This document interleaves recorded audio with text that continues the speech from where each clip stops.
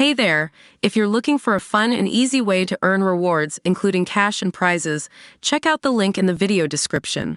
The rate Earth is warming hit an all-time high in 2023 with 92% of last year's surprising record-shattering heat caused by humans, top scientists calculated. The group of 57 scientists from around the world used United Nations-approved methods to examine what's behind last year's deadly burst of heat.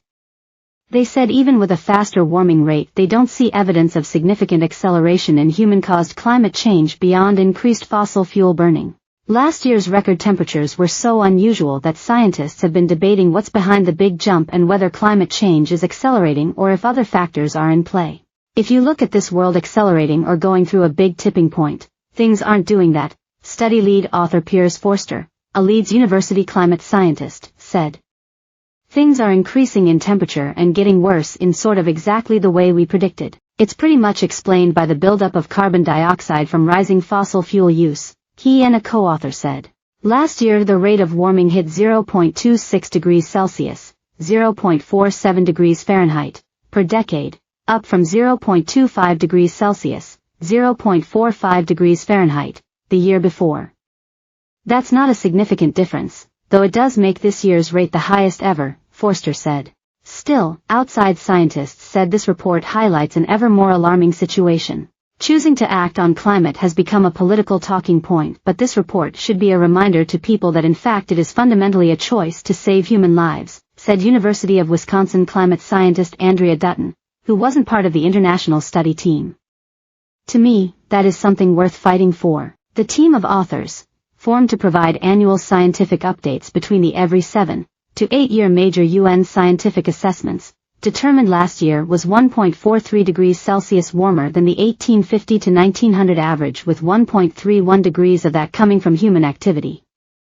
The other 8% of the warming is due mostly to El Niño, the natural and temporary warming of the Central Pacific that changes weather worldwide, and also a freak warming along the Atlantic and just other weather randomness. On a larger 10-year time frame, which scientists prefer to single years, the world has warmed about 1.19 degrees Celsius, 2.14 degrees Fahrenheit, since pre-industrial times, the report in the journal Earth System Science Data found. The report also said that as the world keeps using coal, oil and natural gas, Earth is likely to reach the point in 4.5 years that it can no longer avoid crossing the internationally accepted threshold for warming, 1.5 degrees Celsius, 2.7 degrees Fahrenheit. That fits with earlier studies projecting Earth being committed or stuck to at least 1.5 degrees by early 2029 if emission trajectories don't change. The actual hitting of 1.5 degrees could be years later, but it would be inevitable if all that carbon is used, Forster said. It's not the end of the world or humanity if temperatures blow past the 1.5 limit, but it will be quite bad, scientists said. Past UN studies show massive changes to Earth's ecosystem are more likely to kick in between 1.5 and 2 degrees Celsius of warming, including eventual loss of the planet's coral reefs, Arctic sea ice, species of plants and animals, along with nastier extreme weather events that kill people.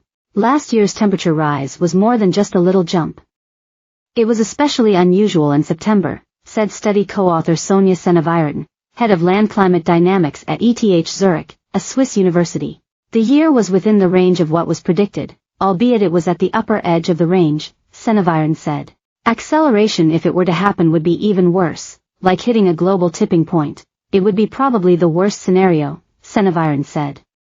But what is happening is already extremely bad, and it is having major impacts already now.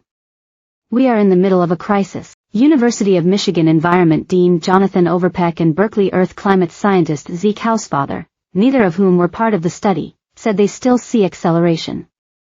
Hausfather pointed out the rate of warming is considerably higher than 0.18 degrees Celsius, 0.32 Fahrenheit, per decade of warming that it was between 1970 and 2010.